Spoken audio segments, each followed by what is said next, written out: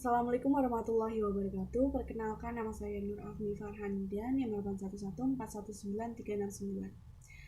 Di sini saya akan menjelaskan mengenai penelitian hukum, jenis dan juga tujuan. Yang pertama adalah mengenai definisi penelitian hukum itu tersendiri. Dalam bahasa Inggris, penelitian hukum dikenal sebagai legal research atau legal method. Beberapa para ahli seperti Abdul Qadir Muhammad menjelaskan penelitian hukum adalah kegiatan untuk mengungkapkan kembali konsep hukum, fakta hukum, dan sistem hukum yang telah pernah ada untuk dikembangkan atau diperbaiki atau dimodifikasi sesuai dengan kebutuhan masyarakat. Selain itu, penelitian hukum juga berupaya menggali, mencari, dan menemukan nilai-nilai baru yang bermanfaat bagi kesejahteraan manusia. Kemudian Peter Mahmud Marzuki mendefinisikan penelitian hukum sebagai kegiatan ilmiah yang didasarkan pada metode, sistematika, dan pemikiran tertentu yang bertujuan untuk mempelajari satu atau beberapa gejala hukum tertentu dengan jalan menganalisisnya. Suatu proses untuk menemukan doktrin hukum guna menjawab isu hukum yang dihadapi. Hal ini sesuai dengan karakter ilmu hukum.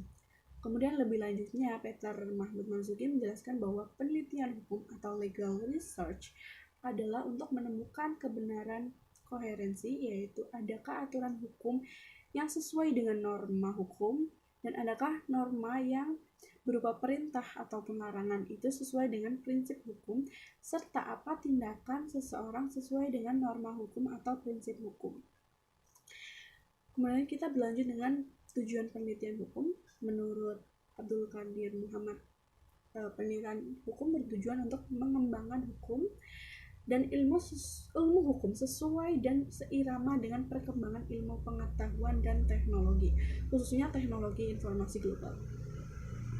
Dampak dari penelitian hukum itu tersendiri akan menjadi subdisiplin hukum yang dikaji secara profesional yang berbasis kemampuan dan keahlian.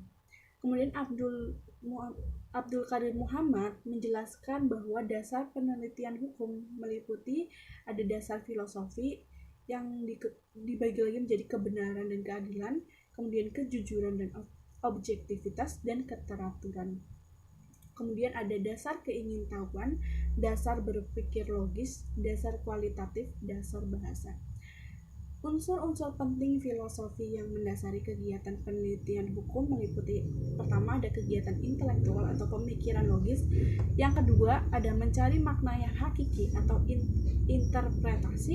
Yang ketiga, ada segala gejala yuridis dan fakta empiris atau objek. Yang keempat, ada dengan cara refleksi, metodis, dan sistematis atau metode. Yang kelima, untuk kebahagiaan manusia atau sebagai tujuannya. Kemudian penelitian hukum menurut Peter Mahmud Marzuki dilakukan untuk mencari pemecahan atau isu hukum yang timbul, sehingga hasil yang dicapai bukan menolak atau menerima hipotesis, melainkan memberikan perspektif atau solusi mengenai apa yang seyogyanya untuk menyelesaikan masalah atas permasalahan yang terjadi. Sehingga metode yang dipergunakan dalam mengkaji ilmu hukum juga memiliki perbedaan dengan metode dalam mengkaji ilmu yang lain, seperti misalnya ilmu sosial maupun ilmu alamiah. Kemudian untuk jenis penelitiannya, menurut Sojono Sukanto membagi penelitian hukum jadi dua macam. Yang pertama ada penelitian normatif dan ada penelitian hukum empiris. Sedangkan Wigno Subroto membagi penelitian hukum menjadi penelitian doktrinal dan penelitian non-doktrinal. Sebenarnya penelitian doktrinal itu mengacu pada konsep yang bertitik pada tolak kaidah ajaran yang mengkaidah perilaku. Kemudian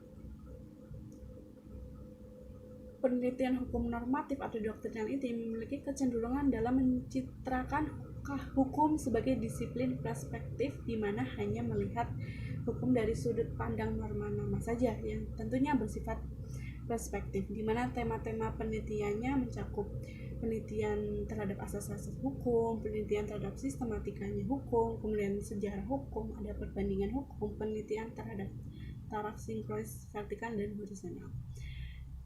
Dan untuk tipe-tipe kajian apa aja sih yang menjadi penelitian jenis normatif?